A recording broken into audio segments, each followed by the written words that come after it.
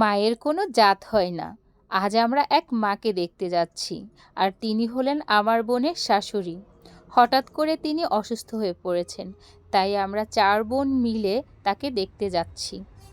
তো পুরো ভিডিওটা দেখতে আমাদের সাথেই থাকুন। আমরা গাড়ির জন্য রাস্তায় অপেক্ষা করছি, তো একটা গাড়ি এসে গেল, এখন আমরা গাড়িতে উঠে পড়বো। সবাই সামনেই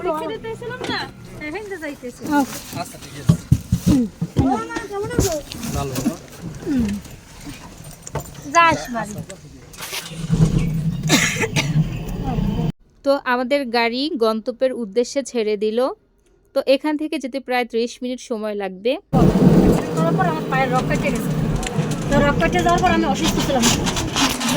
ছোট বোনের একটা জরুরি কাজ ছিল, যার জন্য ওকে পথেই আমরা আমাদের সাথে তুলে নিলাম। তো ভীষণ গল্প বলতে বলতে আমরা যাচ্ছিলাম।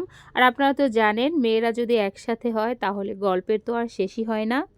এই ব্রিজটা হচ্ছে আমাদের ভান্ডারিয়ার সবচেয়ে বড় ব্রিজ। এটা দেখতে ভীষণ ভালো লাগে। আমার অনেক ইচ্ছে ছিল যে একদিন এই ব্রিজটার উপরে আমি ছবি তুলব, তবে জানি না সে আশা আমার কখনো পূরণ হবে কি না, কারণ এত মানুষ থাকে আর আমি তো অবশ্যই একটু লজ্জা অনুভব করি, যার কারণে আমার স্বপ্নটা এখনও পূরণ হয় নাই। তো ভান্ডারিয়াটা আসলে আমার কাছে অনেক ভালো লাগে, অনেক সুন্দর এবং অনেক আকর্ষণীয় একটা জায়গা। অন্যান্য উপজেলার মতো কিন্তু আমাদের উপজেলাটা নয়, এটা কিন্তু আসলেই অনেক সুন্দর। যেটা আমি বানিয়ে বলছি না, একদমই, আপনারা খোঁজ নিয়ে দেখতে পারেন। তো যাই হোক, আপনারা দুপাশে দেখতেই পাচ্ছেন খুব সুন্দর সুন্দর দোকান, আর রাস্তাগুলোও কিন্তু অনেক সুন্দর। তো যাই হোক, আমরা বাস স্ট্যান্ডের দিকে চলে আসলাম। এখান থেকে আমাদেরকে অন্যদিকে যেতে হবে। তো এইখানে আমার বোনের শ্বশুরবাড়ি প্লাস আমার মামা বাড়ি একই জায়গা, তবে আজকে আমরা শুধু আমার বোনের শ্বশুরবাড়িতেই যাব, কারণ আমরা খুব কম সময় নিয়ে এসেছি, আর মামা বাড়িতে গেলে অবশ্যই একটু বেশি সময় নিয়ে আসতে হয়। তো যাই হোক, আমরা কিন্তু প্রায় কাছাকাছি চলে এসেছি। অনেক বাতাস ছিল আর রোদও ছিল, ভালো লাগতেছিল, আবার অনেক ঠান্ডা লাগতেও ছিল। তো এই জায়গাটা কিন্তু আমার কাছে ভীষণ ভালো লাগে। এখন অতটা সুন্দর নেই, কিছুদিন আগেও কিন্তু ভীষণ সুন্দর ছিল। তো আমরা কিন্তু ফাইনালি কাছাকাছি চলে এসেছি, আর একটু হলেই আমরা পৌঁছে যাব। তো দুপাশের বাড়িঘরগুলো দেখতেই পাচ্ছেন, অনেক ভালো লাগতেছে। তো আমাদের এই রাস্তাটা, এখানেই আমরা নামবো, কিন্তু গাড়িওয়ালা আমাদেরকে আরও সামনে নিয়ে গেছে।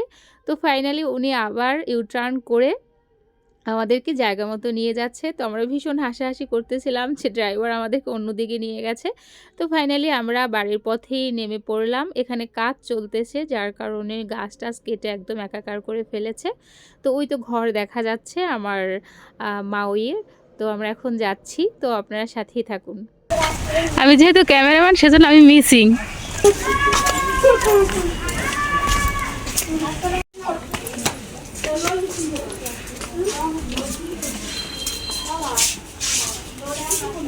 ইনি হচ্ছেন আমার মাওই, যাকে আমরা দেখতে এসেছি। তো তার ছেলে তাকে ভাত খাইয়ে দিচ্ছে। পৃথিবীতে এমন দৃশ্য খুবই বিরল, কারণ আজকালকার ছেলে মেয়েরা কিন্তু মা বাবার খেদমত করতে চায় না। কিন্তু আমার এই বেয়াই বা ছোট ভাই অনেক খেদমত করে তার মায়ের। তো আমাদের কিছু নাস্তা পানি খেতে দিল, আমরা খেলাম। তারপরে তাড়াহুড়ো করে বের হয়ে গেলাম, কারণ সন্ধে হয়ে আসছে। কিন্তু যাবার আগে একটু আমরা আমার বোনের হাজব্যান্ডের কবরের কাছে যাব, কারণ আপনারা জিম নামের যে ছেলেটাকে চেনেন, তার বাবা 3 বছর আগে মারা গিয়েছে। তো আমরা তার কবরটাও একটু দেখে যাব, যেহেতু জিম আসছে, জিমের মা আসছে। তো সেজন্য আমরা বাগানের দিকে যাচ্ছি।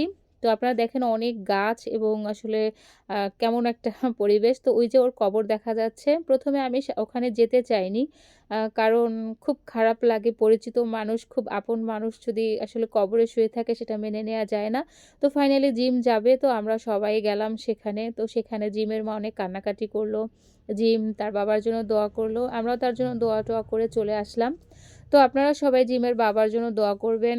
আসলে পৃথিবীতে যার বাবা থাকে না, তার জীবনটা যে কত কষ্টের। তো জিম বাবাকে আর কি মারতেছে, বাবা কেন ঘুমিয়ে আছে সেজন্য। তো সবাই কান্নাকাটি করে এখন আমরা চলে যাচ্ছি বাসার উদ্দেশ্যে। তবে এদিকে গ্রাম সাইডটা খুব সুন্দর ছিল, আর বিকেলবেলার পরন্ত রোদ যখন পড়েছে, তখন আপনারাই দেখতে পাচ্ছেন কত সুন্দর লাগতেছিল প্রকৃতিটা। তো সেজন্য আমি একটু ভিডিও করে নিলাম। তো এরপর আমরা চলে যাব, তো আমাদের সাথেই থাকুন।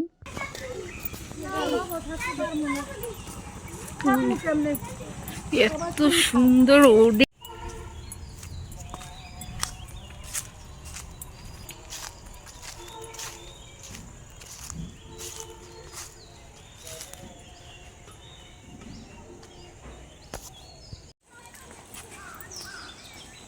লেপ করা লাগবে না প্রায় শাড়ি চুড়ি যে আছে সব লইয়ে দি হুম ওদিক কি